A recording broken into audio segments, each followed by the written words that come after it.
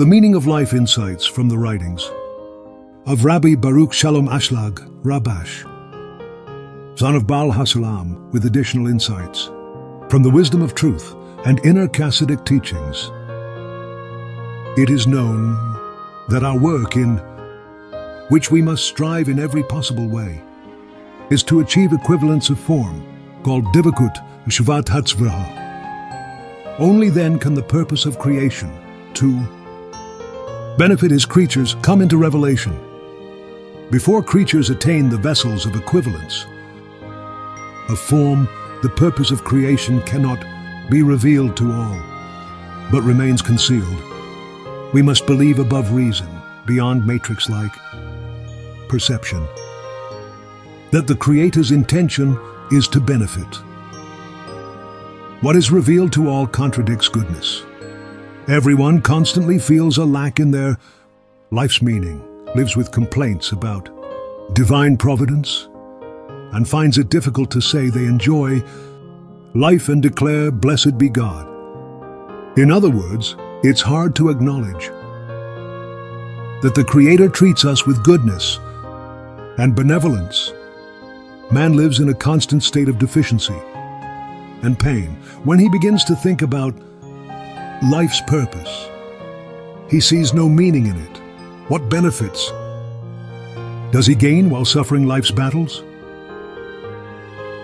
Only when he tastes a little pleasure does the pleasure intoxicate him. He loses his judgment and forgets to think about life's purpose. But when the pleasure departs, he immediately returns to contemplating life's meaning. When a person has no sustenance, meaning no way to receive pleasure, when he feels no enjoyment, he begins to think about life's purpose. He asks himself, what's the point of my life? Why was I born? Is creation's purpose to create beings who suffer pain and torment? This state, where one examines life's purpose, is called raising one's head above life's current. While other creatures are swept along without thinking about their essence, he, due to lack of pleasure, raises his head to look at life's purpose. Then he hears, like a voice from heaven, that the world was created with the purpose to benefit his creatures. To taste this benefit, he is told through books and scholars that there are conditions for attaining this good, called the purpose of creation. The Creator requires these conditions be met before giving the good and pleasure. However, this is not because the Creator needs these conditions for his benefit. This differs from a seller who sets conditions for his own benefit. The Creator, heaven forbid, has no deficiency requiring the lower beings to fulfill his conditions. As it is written, if you are righteous, what do you give him? The conditions the Creator sets are solely for man's benefit. This can be understood through a parable. A person tells his friend, I want to give you much gold and silver, but with one condition, otherwise you'll receive nothing. The friend asks, what do you require before giving me the gold and silver? He answers, bring large and small sacks that you can fill with gold and silver. Know that from my side there is no limitation on the quantity. The amount of gold and silver depends only on your limitation. I will fill exactly as many vessels as you bring, no less and no more. This is my condition. And it is clear that here the conditions are not for the benefit of the giver, but entirely for the benefit of the receiver. Similarly, in divine service, the Creator's requirements are solely for man's benefit, although initially man thinks they are for the Creator's benefit. Since man was created with a desire to receive, he cannot comprehend anything that he doesn't see as benefiting himself. When told to work for the Creator and others, not for his own benefit, his body consciousness and its shells resist. Yet this is our work, to go against our nature. And this is called work. In contrast, when one works and feels reward for his own benefit in external Torah and commandments, he doesn't feel it. As work he wants to escape from. Due to pride, when one feels they're receiving something without exchange, the matter of bread of shame, Nahama de Kisufa, arises and they feel embarrassed to receive. Therefore, one doesn't complain about the need to work, but rather about receiving less compensation than they think they're worth. We find that it's not true work when one knows they'll receive compensation. In contrast, true divine service not for its own sake is called work, because it requires working without compensation, not for the sake of receiving reward. This isn't in our nature, hence it's called work. Indeed, in this state, the Creator conceals everything from man, and therefore the body resists such work. And there's always complaint against the Creator for giving such difficult work that contradicts our nature.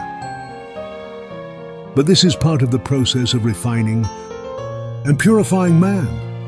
All this begins when one enters the path of truth and start work not for its own sake. What do we lack to be able to work in order to bestow? One thing, belief. Even though we don't see it immediately and the body shows us otherwise. If we strive to believe that our work to bestow is for our benefit, we'll understand that we need these sacks, as in the parable, which are our vessels for receiving good and pleasure. The sacks are like awe and love. The Torah gives man the power of faith, but he must aim for this, wanting to merit the Torah's light, not external imaginations and physical compensations. Thus, every action intended to bestow, or at least aimed in that direction, creates part of the vessel worthy of receiving abundance. Each action adds to a complete account, until creating a complete vessel suitable for receiving the light. Through a process of spiritual refinement, one learns where to direct their consciousness. As Rabbi Chananya says, the Holy One wanted to merit Israel. Therefore, he gave them abundant Torah and commandments, merit from the word refinement. May we merit the revelation of the light of faith, awe, and love, and the attainment of godliness. Amen. Ein od milvado, there is none. Besides him there exists no power in the universe except the Creator's power. Even what appears to oppose holiness is, in fact, part of the divine plan known as the left repels while the right embraces. Insights from the writings of Rabash, son of Baal Hasulam, with additional clarifications from the wisdom of truth. Ein od milvado, there is none besides him. The rejections and hardships in divine service fulfill a crucial purpose. They generate within a person a genuine need for the Creator's assistance. When one observes their lack of spiritual progress, or even regression, they arrive at the recognition that only the Creator can provide help. A widespread error is believing in the existence of other forces in the world, such as the Sitra Achra, dark side, that prevent spiritual advancement. The Baal Shem Tov teaches that such thinking itself constitutes idolatry, as everything emanates from the Creator alone, even during spiritual descent.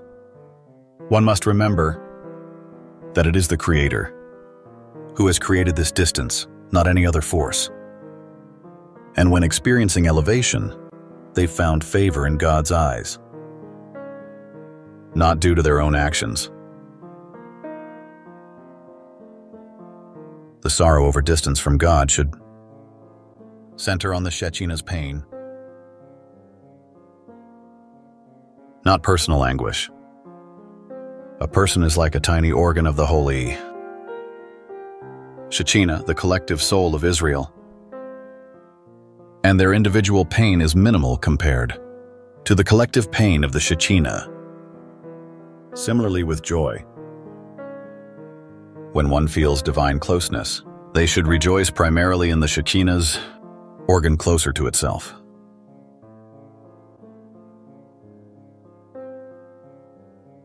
The desire to receive is essential, for this constitutes the entire person, but it must be corrected to bestow. Meaning, the pleasure and joy one receives should be directed toward creating satisfaction above from the good that reaches creation. The ultimate goal is to reach a state where all of one's yearning is for heaven's sak, to bring satisfaction to the Creator. This manifests in the desire to dwell in the king's palace and delight in his treasures, not for personal pleasure, but to cause joy above. For further exploration, see our YouTube video, The Power of the Force According to Kabbalah. May we merit to reveal the Creator's power in its singular, unified and unique nature, and emerge from the deep concealment at the bottom of the world of action. Amen. As Baal HaSulam states, it is difficult to recognize the Creator through his back. I am the rabbi known as Rabbi Kabbalah for beginners. Please share the video, comment, and give it a like to help spread the knowledge to the public.